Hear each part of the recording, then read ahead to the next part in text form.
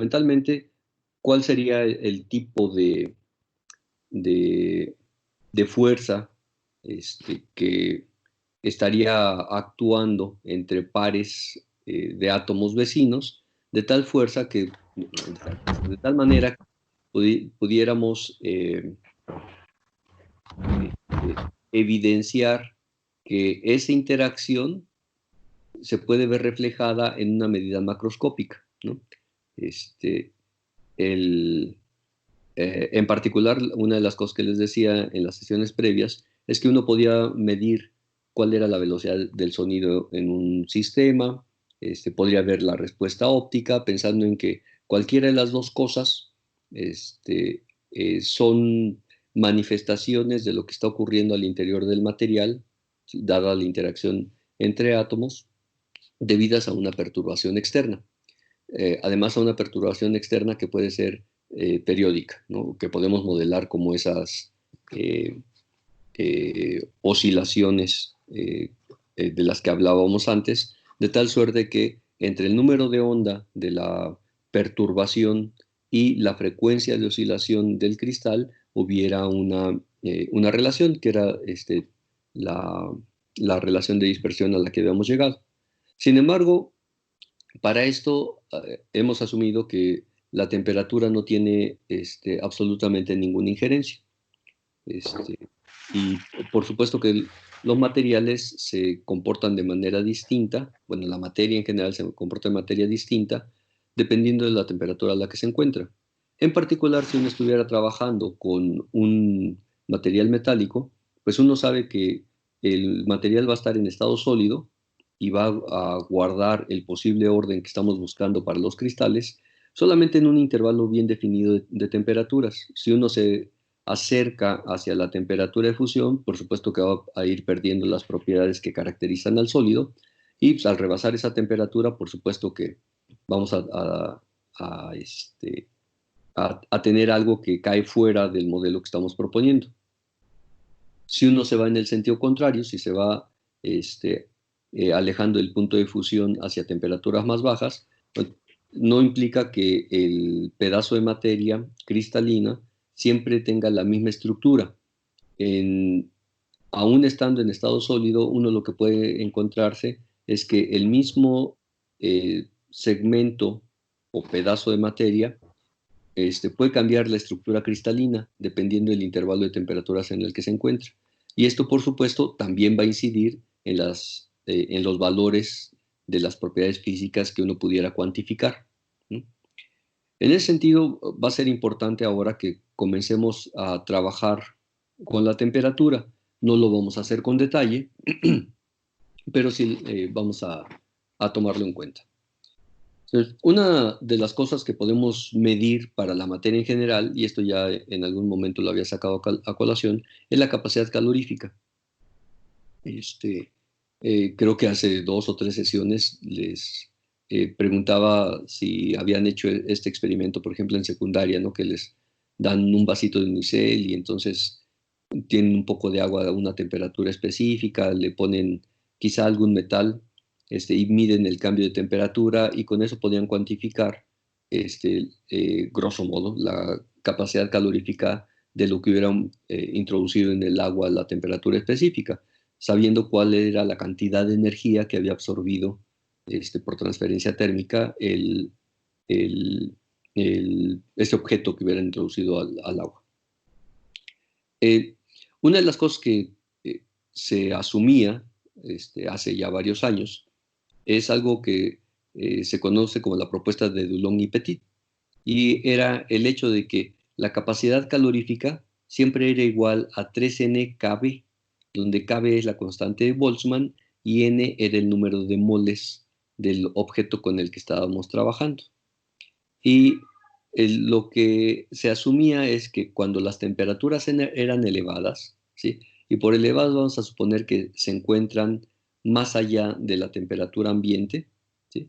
Y que por el momento no nos preocupa esta cuestión ni de las transiciones de fase estructural, ni de las transiciones de fase por el estado de agregación, es decir, que se pierda la calidad de sólido para el pedazo de materia con el que estamos trabajando, pues parecería que no importa cuál fuera la naturaleza del estado del pedazo de materia con el que estamos trabajando, la capacidad calorífica siempre sería la misma, ¿sí? O esto era la propuesta de Dulong y Petit. ¿Sí? Bueno, una vez que uno eleva lo suficiente la temperatura, ¿sí? Si quieren así de ambiguo, sin especificar un valor numérico a partir del cual esto ocurra, pues parece que todo tiene la misma capacidad calorífica, ¿no?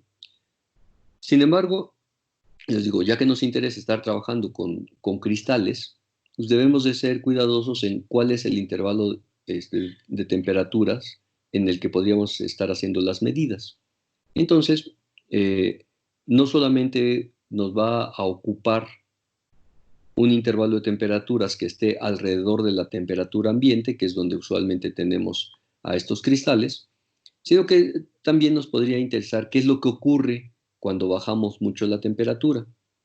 Bueno, esta última cuestión de el trabajar con las temperaturas bajas fue de particular interés hace poquito más de un siglo, a principios del siglo XX, cuando la gente fue capaz de licuar a los gases. Para licuar a los gases, lo que tenían era temperaturas verdaderamente bajas, ¿no? Y siendo, digamos que el juguete de moda, el poder tener acceso a ambientes a temperatura lo suficientemente baja, pues le medían todo a todo, ¿no? Y en particular podían hacer medidas que les hablaran de cuál era el comportamiento físico de la materia cuando se encontraba a estas temperaturas.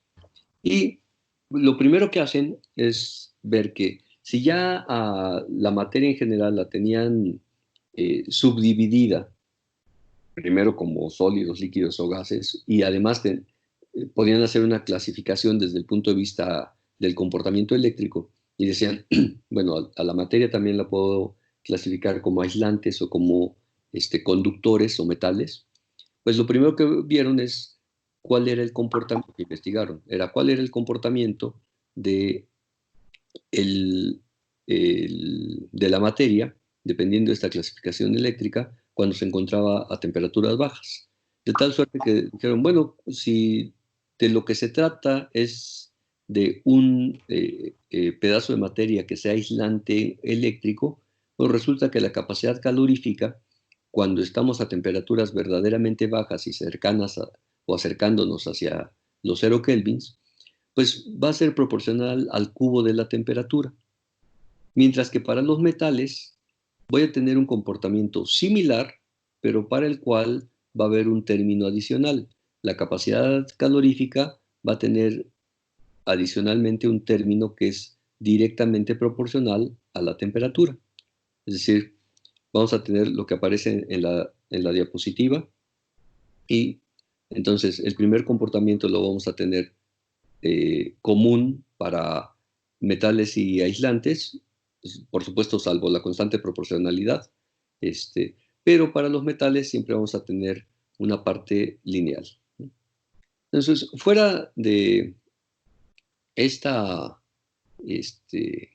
característica o de esa propuesta, dijeron, bueno, si ahora lo que tenemos son estos extremos, la propuesta del Long y Petit de que el, la capacidad calorífica debería de tender a una constante dada por 3 veces el número de moles por la constante Boltzmann, mientras que para temperaturas bajas esta debería de ser, digamos que considerándolo como un proporcional al cubo de la temperatura, pues habrá que ver cuál es el modelo que nos acerca a ese comportamiento, o sea, que es consistente con lo que se estaba midiendo en ese momento, ¿no? Así que el, las propuestas que comenzaron a hacerse fueron las siguientes. Dijeron, bueno, por un lado, vamos a tener que cuando se cede energía a un sistema, cualquiera que éste sea, esa energía que se cede debería de repartirse de manera uniforme, ¿sí? De manera equitativa a todos los elementos que conforman el sistema. De tal suerte que si lo que tenemos es un pedazo de materia en estado sólido que además es cristalina, a todos los elementos del cristal les debería de llegar la misma cantidad de energía hasta completar lo que se les hubiera cedido. Por supuesto que el proceso debería de ser reversible y si le extraigo energía al sistema, pues cada quien debería de aportar la misma cantidad para completar la cantidad extraída al sistema, ¿sí? A eso se le conoce como el principio de equipartición de la energía, ¿sí? Y ahí uno podría decir, bueno, ese comportamiento tan democrático, entre comillas, debería de ser cierto, este, bajo las premisas con las cuales estamos describiendo a los cristales, porque nosotros estamos considerando que los cristales modelados no tienen frontera, porque si la tuvieran en este modelo, pues por supuesto que no necesariamente ocurriría que todos los elementos del cristal iban a ganar la misma cantidad de energía, porque los que están en la frontera y específicamente en contacto con la fuente de energía, pues deberían de ser los ganones, ¿no? Ellos deberían de,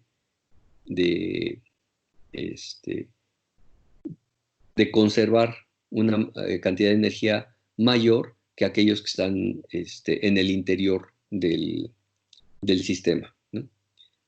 Ahora, si no consideramos la energía, también tenemos un problema, porque podemos decir, bueno, de algún sitio está llegando la energía, pero para que se distribuya de manera uniforme, entonces la transmisión debería de ser prácticamente instantánea, ¿no? Que es algo que tampoco ocurre.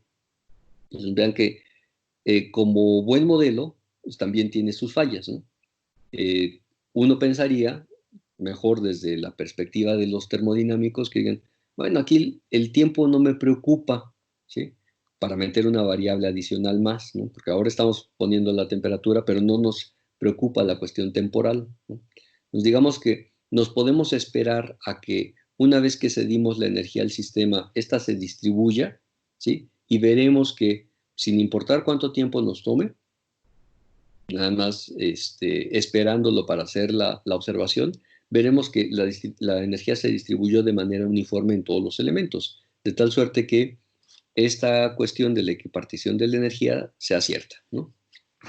Por otro lado, nos dice, bueno, la gente proponía que si voy a tener un sistema que está compuesto por átomos, cada uno de estos átomos debería de tener grados de libertad, ¿no? En particular, tienen grados de libertad traslacional, ¿no?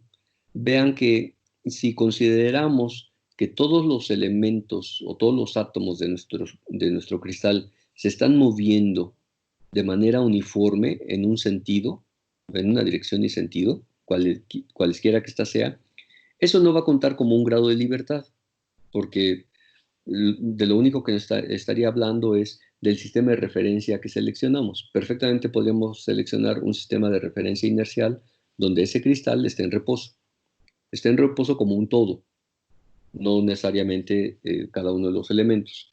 Y que de ahí eh, cada uno de los elementos que constituyen el cristal esté en movimiento relativo a los demás átomos del sistema. De tal suerte que entonces ahora sí podría contabilizar los grados de libertad para cada uno de los átomos. Y la propuesta es que cada uno de esos grados de libertad debería estar vinculado a una cantidad energética que va a estar dada por un producto entre la constante de Boltzmann y la temperatura, y eh, por cada grado de libertad debería de tener un medio de este producto. De tal suerte que si cada átomo se puede mover tridimensionalmente, entonces voy a tener tres direcciones como grados de libertad, y en total por cada átomo debería de tener tres medios de kT, como la cantidad de energía asociada a los grados de libertad de este átomo. Que es justamente lo que ocurre en las vibraciones de los sólidos, ¿no? Así que si voy a tener un mol de energía, pues lo que debería de tener, debería de ser lo que aparece en el último renglón de la diapositiva, son 3 veces el número de Avogadro por la constante Boltzmann por la temperatura. Entonces vean que ya cuando tengo un molde de objetos, pues ahí ya no tiene mucho sentido el que esté hablando de un grado de libertad específico, ¿sí? Porque pues, la cantidad de partículas que tenemos ya es verdaderamente impresionante. Bueno, con estos antecedentes, la parte de Dulong y Petit y lo que la gente había comenzado a observar a bajas temperaturas, bueno, pues una de las cosas que plantean es decir, bueno, si resulta que cuando se tienen temperaturas elevadas en particular y resulta que tenemos una buena cantidad de partículas, pues dado que la capacidad calorífica no es otra cosa más que la derivada de la energía interna respecto a la temperatura, pues lo que vamos a tener es que la capacidad calorífica de los objetos debería de ser 3NK, ¿sí? Bueno, donde eso era justamente lo que habían propuesto Dulong y Petit inicialmente. Dicen, bueno, Profe, perdón, sí, no sé si está compartiendo la pantalla o algo así porque no se ve la diapositiva. ¿no se ve? No. Bueno, Ahora, yo no la veo. bueno, No, yo tampoco. ahora lo veo entonces.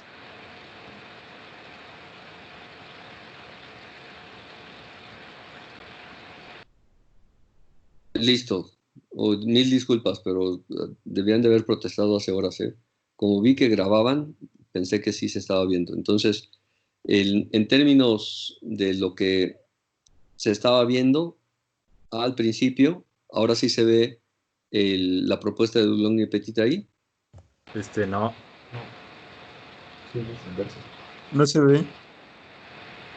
Y ahí, No, no se ve nada. Ahí sí ya. ¿ya? Sí, ya. Sí, ya se Ok, ve. entonces la primera es de propiedades térmicas, ¿cierto? Sí. Ok, y Sí. entonces, bueno, no es mucho, o estaba yendo por la tercera diapositiva, así que espero que ahora que lo ven, se logre hacer clic entre todo lo que había dicho y lo que estaba presente en las diapositivas. Entonces, la propuesta de Long y Petit era el que a temperaturas elevadas tenía esta constante como valor para la capacidad calorífica.